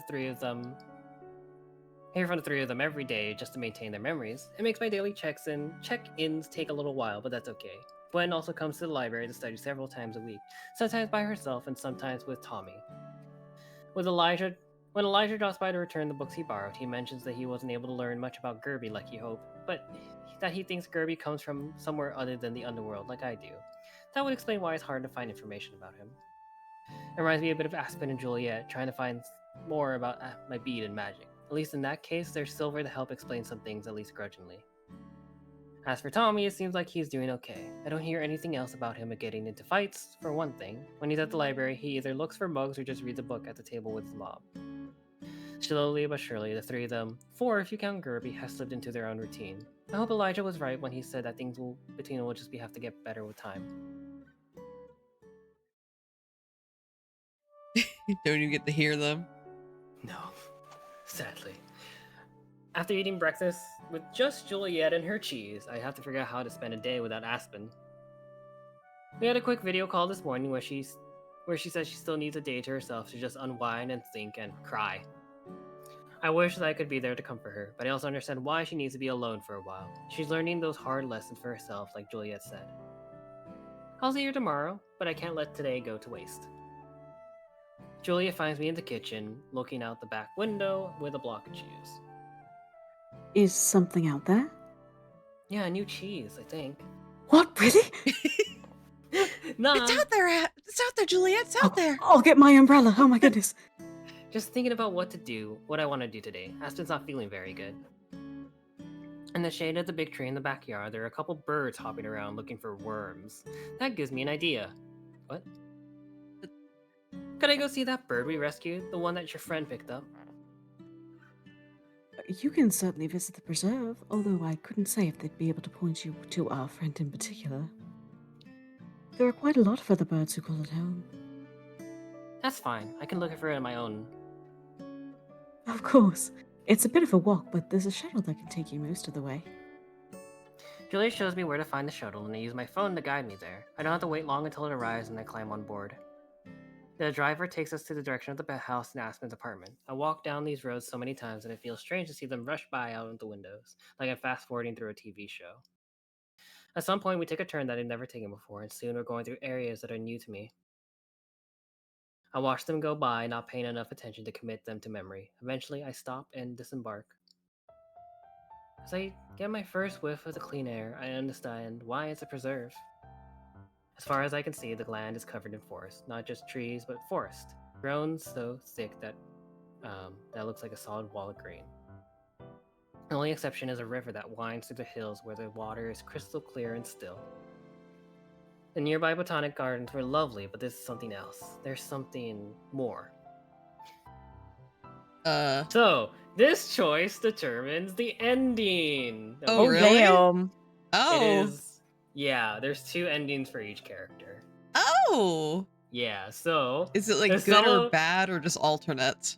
alternate. It's called Wild and Calm, I believe, are the 2 ending types. Which Okay. is funny. So we can be wild or calm. Yeah, I forget what the specific one was for the second one, but I know the first. What kind of girlfriend are we? Are we wild or are we calm? Yeah. So, Wow. if anyone in the chat wants to choose an ending, this is your chance. Is This your the chance. Choose now to decide what kind of girlfriend we are. choice. Go crazy, go stupid. Well, if you want to go crazy, go stupid, you can You redeem. better grab the You controller. better redeem it.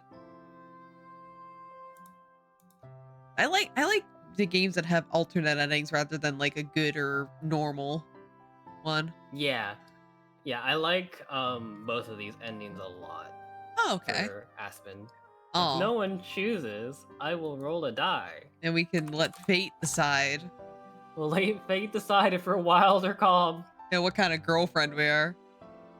Mon's scared. Why are you scared? Oh, Azza? Azza's here. Azza. Azza. Okay, we So- can be wild or calm. Yeah, choice 1 is wild. Choice 2 is calm. Do you want to be a wild girlfriend or a calm girlfriend, Azza?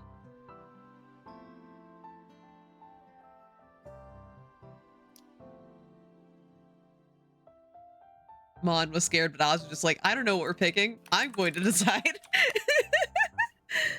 Let's go wild. Okay, I it's miss this one, traveling to right? new places. Yeah. Yep. It's been a while since I've been anywhere that felt this way. I like having a home, but I miss seeing new places too. If it weren't for my magic, I'd like to start traveling again, now that I have somewhere to come back to. I quietly pay for my ticket and then parade out as fast as I can.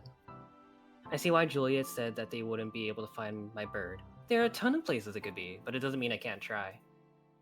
Maybe if I found the person who took the bird in, they might know what happened to it. I might have better luck just looking for it myself, though. It's a big place, I decide. Too big for me to try to explore on my own. I should look for Juliet's friend, Amaya. I should have asked Juliet how to contact her before I left. I'm sure Juliet's asleep by now, and I want to disturb her. Besides, it's not like I'm in a hurry. Taking my time, I see as much as I can. It's not crowded, but the preserve is far from empty. There are just as many fabled as there are humans. Some I recognize, like a faun, and a dryad, like Matcha. I wonder if there's trees make any of them feel like I do.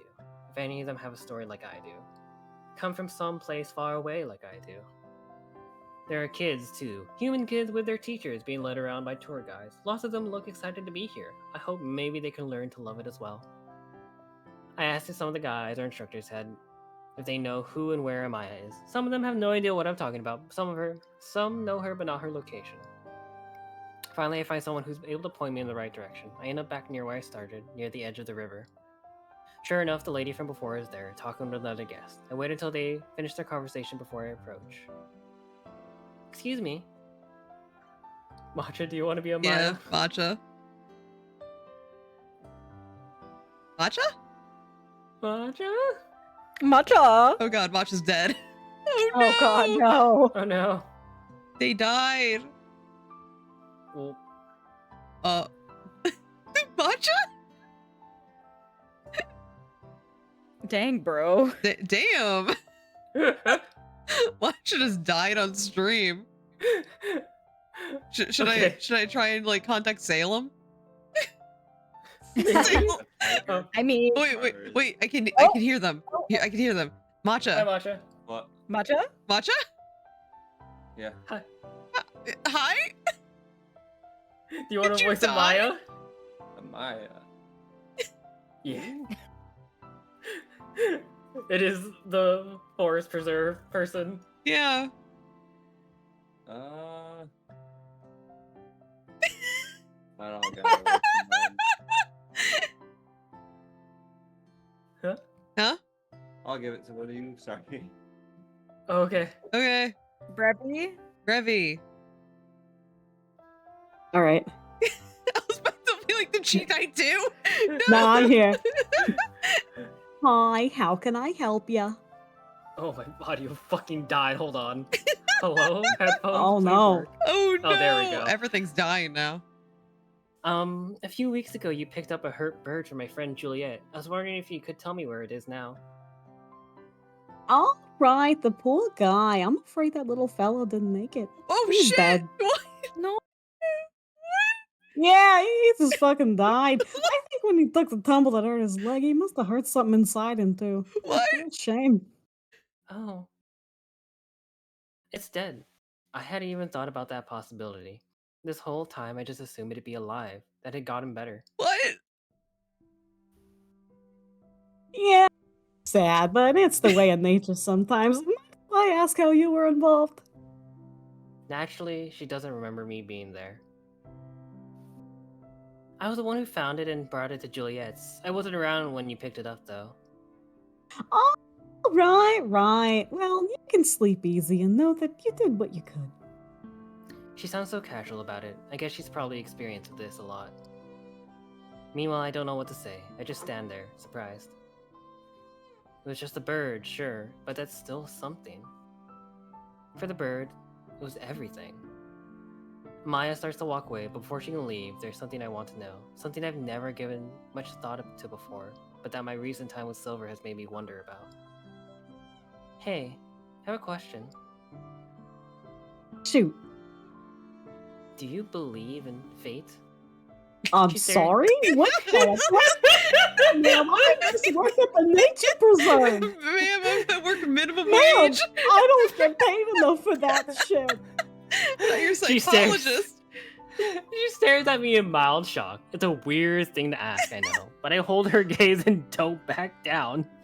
Oh my, can you stop looking at me like that? What is, oh my god, now there's a question. Looking past me at the water, she takes a deep breath and lets it out slowly. I mean, if you're asking if I think there's a world out there where the bird survives and never gets hurt to begin with, then sure, maybe. I'm not smart enough to know, but it's not this one, because that thing's fucking dead. Oh my god. Destiny, luck, whatever you want to call it. Life's unfair, that's a fact. It doesn't care about any one of us. Sometimes you can do everything right and it just isn't enough. I don't think that's destiny, personally. That's just being alive, unlike the bird. But being here, doing what I can to help who I can, that's just me playing my part in life. If that's because some invisible force led me, then it doesn't change anything. Especially not the bird. Nah, definitely not that bird. Bigger picture or not, it's what I choose to do with my time right now, and I choose to believe that makes a difference, except for that bird. I hope that helps. Can I go now, please? I'm supposed to be on my Thanks. lunch break. Don't mention it. Say hi to Juliet for me, will ya? Deuces. Yeah, no problem. Deuces. Once again, she starts to walk away, and this time I don't stop her. Instead, I walk out to the nearby gazebo and sit down, surrounded by quiet water. Even though her reasoning was totally different, I can't help but think about how Maya pretty much said the same thing Silver did. It was just a bird, and that's just life.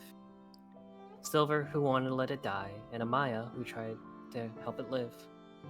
I wonder how Silver would feel if she heard the news. I'm sure she'd pretend not to care, but she did follow me all the way back to the library just to see. On the other hand, Amaya didn't seem all that upset. I could tell that she didn't know why it mattered to me. Like always, it's hard for me to answer that question myself. I know how nature works as well as either of them. I know better than expected to care. That doesn't mean I can't, though, even if no one else sees it. That bird was still alive as we were. Maybe it didn't read books or drink coffee 15 times a day like a certain writer, or watch TV, but it still existed. It ate and flew and sang. The forest on Mount Victoria will be a little more quiet from now on, even if nobody notices. I wouldn't be able to tell the difference myself, I know. It's not like that bird and I were friends. Still, whenever I go back, I'll think about it and think about the tree that used to be its home, that Nesta will never return to. Sighing, I stand up and start walking again. Despite how it turned out, I'm still glad I came to this place. Still glad it exists and we chose an ending. It might not be perfect, but it's doing the best it can.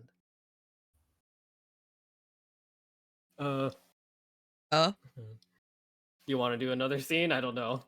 How long do you think this one is? If I remember correctly, this one's pretty long. Okay, we'll stop here then.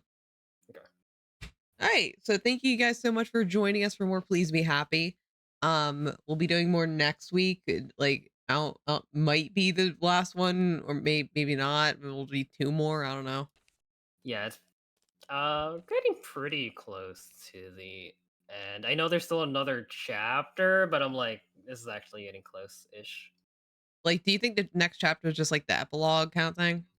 I forget if it's actually like just the epilogue. Yeah, it feels like we've like wrapped up most of Aspen's stuff, so it feels like it's just Miho now. Mm-hmm. I haven't played this game before, but it's feeling like it. Like the vibes are telling me that. The vibes. The vibes. I've been around the block a few times. I've played some Otome games in my day. Yeah. Sometimes I know what's happening. But yeah, so we'll be back again next week. Yeah, next week I'm still on. Yeah. Okay. Yeah. Yeah, sorry. It's like every time I like say I'm gonna do something, I have to like think about my personal schedule, just like, oh, what's happening next week? Oh, I'm still good. Yeah. Let's see who's online for rating purposes. Oh my god, I just like looked at somebody and they just went out offline as soon as I clicked on them. No. We're gonna, what the fuck? Cal's has been streaming for 7 hours. Cal's is still streaming? Yeah. Is Cal doing Well- art? Yeah, Kels is doing art. Okay. Yeah, Honkai art. Oh, she's waiting until the fucking maintenance ends, I think. Oh, is it maintenance day for Honkai? Yeah. Oh, that's why. Anyway, let's go read Kels. Kels is doing Okay. art. Art stream. Art stream. Art stream. Woo! Let me cue it up. And then we'll head over there. Yeah, thank you guys for joining us. We'll be back next week for more Please Be Happy. Maybe finale, maybe not. Who knows? We'll find out next week. Anyway, everyone say bye. Bye. Bye.